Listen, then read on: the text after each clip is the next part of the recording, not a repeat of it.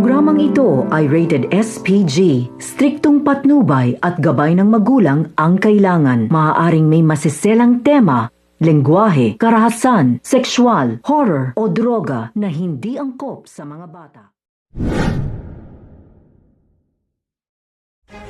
Sa sobrang galit ni Armando sa presidenteng kaharap niya, ay tinigilan na nga siya ng mga agila.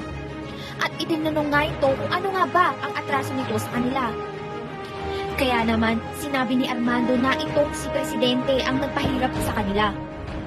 At nagpahirap sa maraming pamilya dahil sa maling pagmamahalan sa anak nitong si Don Ignacio. Hindi nga alam nito ni Mariano ang mga sinasabi nitong ni Armando.